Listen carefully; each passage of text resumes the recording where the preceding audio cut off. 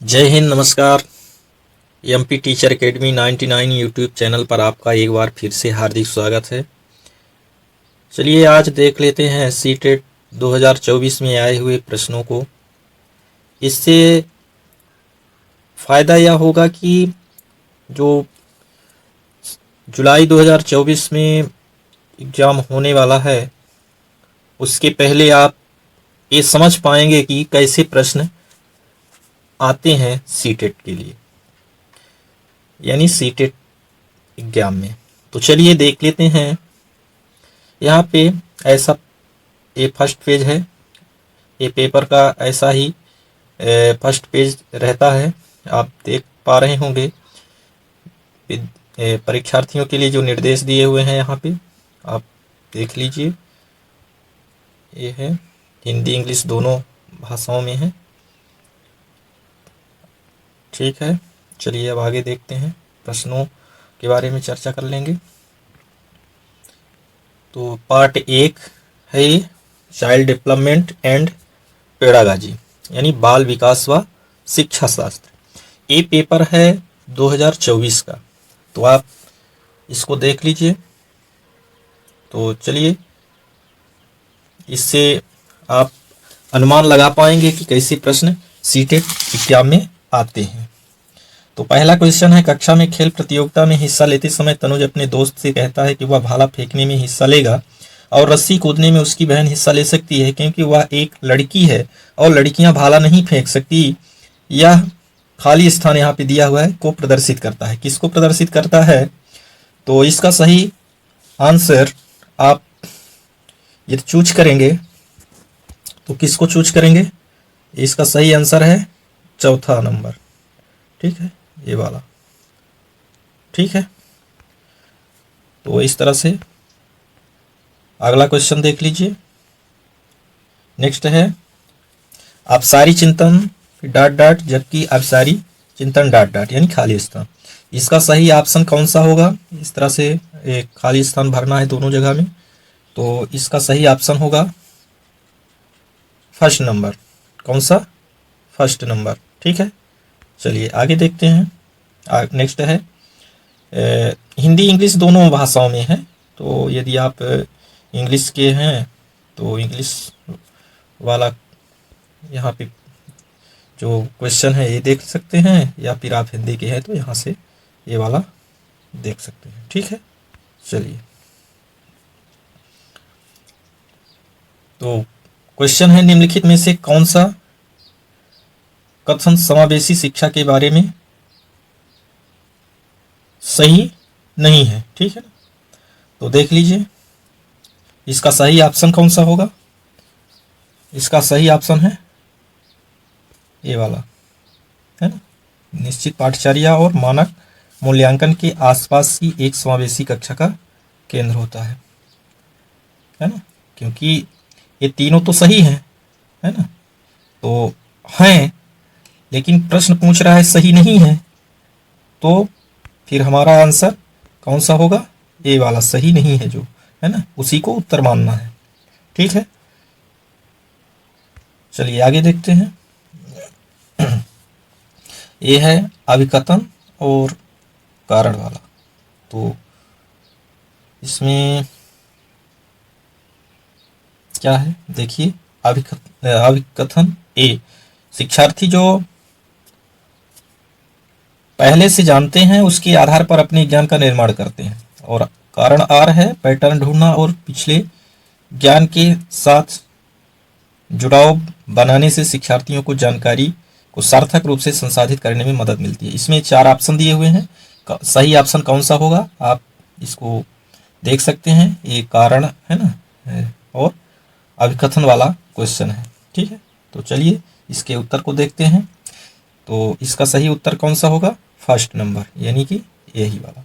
ठीक है ना, फर्स्ट नंबर। ए और आर दोनों सही हैं और ए की आर सही व्याख्या करता है। चलिए अब आगे नेक्स्ट क्वेश्चन देखते हैं। चलिए देखिए, अभिकथन ए, बच्चों द्वारा बचपन अलग अलग संस्कृतियों में अलग अलग तरह से अनुभव किया जाता है ना। और कारण आर है बच्चों का विकास सार्वभौमिक है। तो ये आप इसका सही ऑप्शन कौन सा होगा? ये अब कारण कथन वाला है, तो इसमें सही ऑप्शन कौन सा लग रहा है? इसका है 3 नंबर। ठीक है, यानी ए सही है लेकिन आर गलत है। ठीक, चलिए आगे देखते हैं अगला नेक्स्ट क्वेश्चन। तो नेक्स्ट क्वेश्चन है अब प्रेरणा के आरोपण सिद्धांत के अनुसार निम्नलिखित में से किससे लगातार कोशिश और बेहतर प्रदर्शन की संभावना है? तो इसके 4 ऑप्शन दिए हुए हैं, इसमें कौन सा सही ऑप्शन है ये आपको चूज करना है। ठीक है, तो इसका सही आंसर हो जाएगा ये वाला 3 नंबर, यानी असफलता और सफलता दोनों के लिए आंतरिक आरोपण वाला ऑप्शन सही है। ठीक है, चलिए नेक्स्ट क्वेश्चन देखते हैं। नेक्स्ट क्वेश्चन है हमारा ये जो सीटेट में जो आया हुआ ये प्रश्न है। तो देखिए, निम्नलिखित में से कौन सा प्रगतिशील शिक्षा का एक प्रमुख सिद्धांत है ना? कौन सा एक प्रमुख सिद्धांत है? तो इसका सही आंसर चूज करना है। तो चलिए देखते हैं इसके सही आंसर को। तो इसका सही आंसर होगा इसका 3rd नंबर। ठीक है, यानी सीखना प्रामाणिक कार्यों पर आधारित होना चाहिए। ठीक है, चलिए आगे अब नेक्स्ट क्वेश्चन पर चलते हैं। तो नेक्स्ट क्वेश्चन क्या है चलिए देख लीजिए। विकास के किस पहलू में तर्क चिंतन और समस्या समाधान की व्याख्या की जाती है?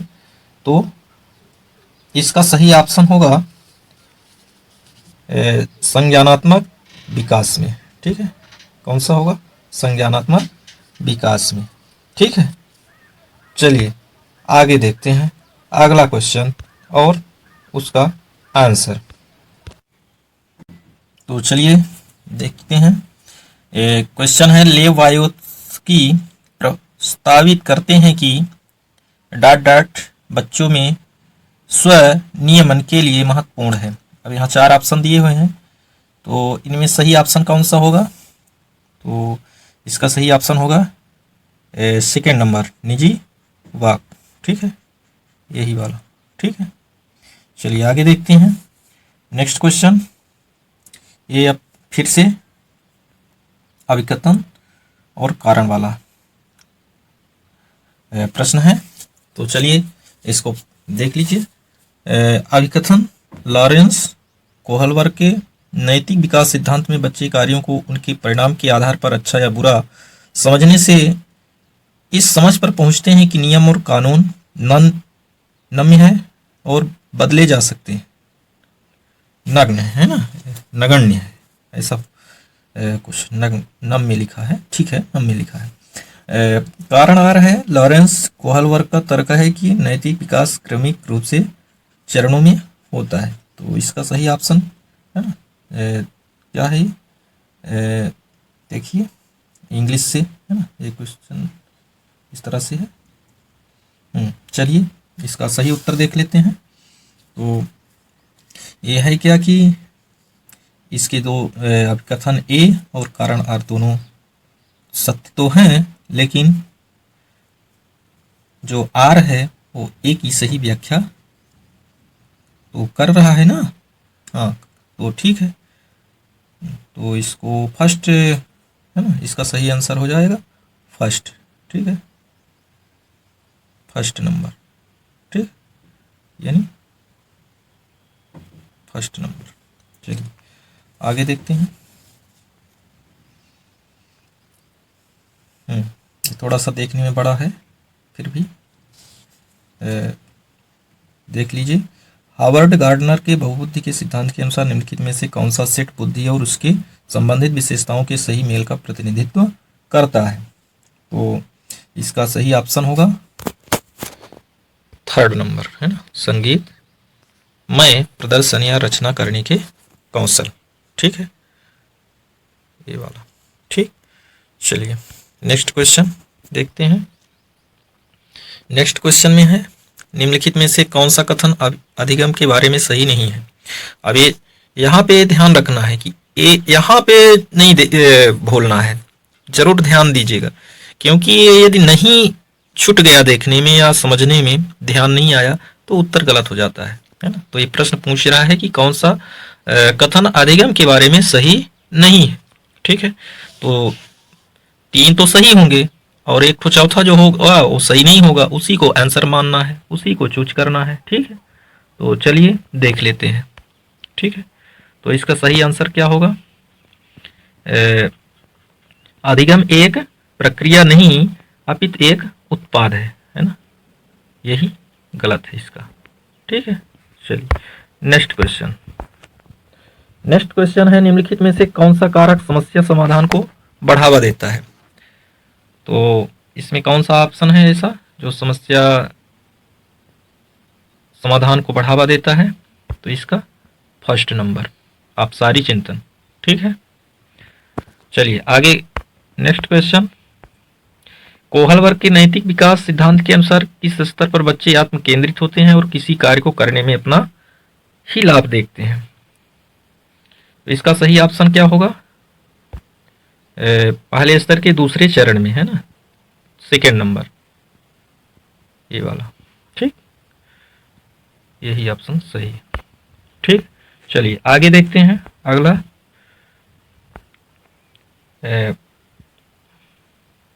इसको देखिए, वंचित वर्गों से संबंधित विद्यार्थियों के समावेशन के लिए यहाँ पे 4 ऑप्शन दिए हुए हैं।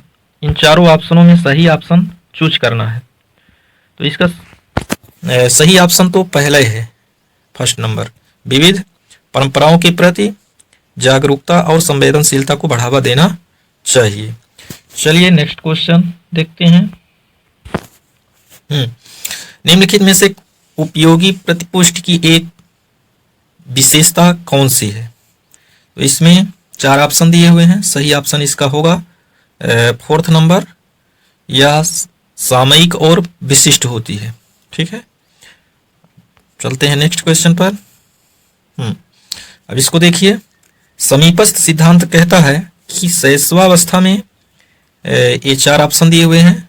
इन चारों ऑप्शन में जो सही ऑप्शन है तो यही कहता है कि अंग हाथों और पैरों की तुलना में तेजी से बढ़ते रहते हैं। ठीक है, अब नेक्स्ट क्वेश्चन फिर आ गया अभिकथन कारण वाला। तो अभिकथन ए है जो, तो विद्यालयी पाठ्यक्रम को विद्यार्थियों के सांस्कृतिक ज्ञान को उचित स्थान और मूल्य देना चाहिए। कारण आर है, विद्यार्थियों को उनकी सांस्कृतिक पहचान को बनाए रखने के लिए समर्थन प्रदान करना सीखने की प्रक्रिया को सुगम बनाता है। ये चारों ऑप्शन हैं, इसमें दिया हुआ है फर्स्ट, सेकेंड, थर्ड, फोर्थ। इन चारों में सही ऑप्शन कौन सा होगा चूज करना है। तो इसमें सही ऑप्शन देखेंगे तो इसमें है फर्स्ट नंबर, क्योंकि ए और आर दोनों सही है और एक ही आर सही व्याख्या करता है। ठीक है, चलिए नेक्स्ट क्वेश्चन देखते हैं। निम्नलिखित में से किसे रचनात्मक मूल्यांकन नहीं माना जाएगा?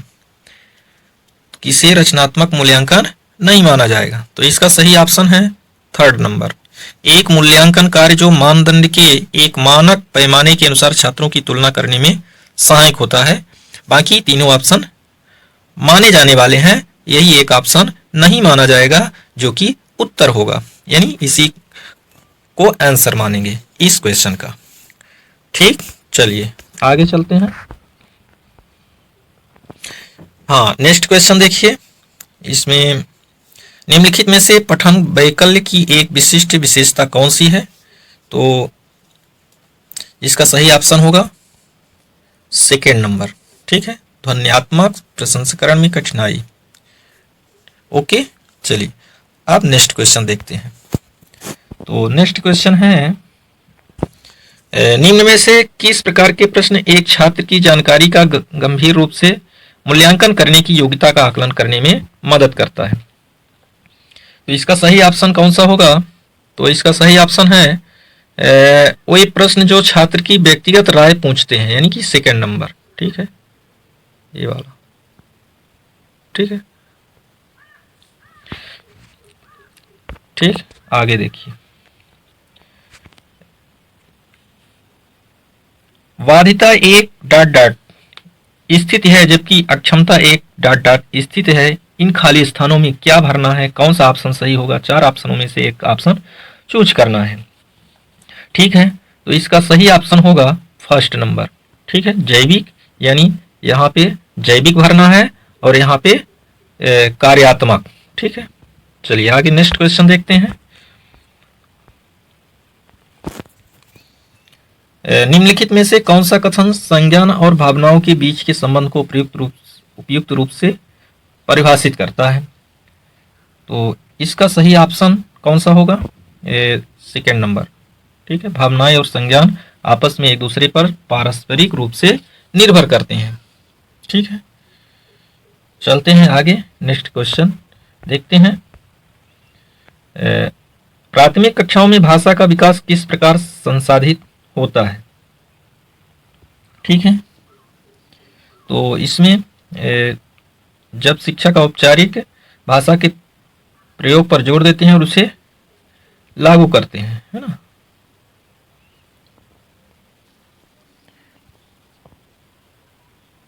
यही होगा ना। एक सेकेंड,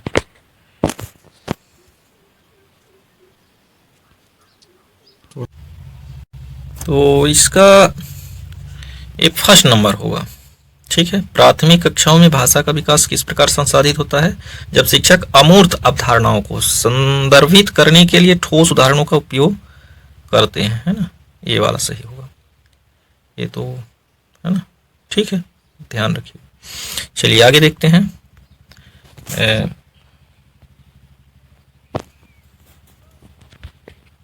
नेक्स्ट क्वेश्चन स्क्रीन पर है, देखिए। निम्नलिखित में से कौन आंतरिक प्रेरणा का सही वर्णन करता है?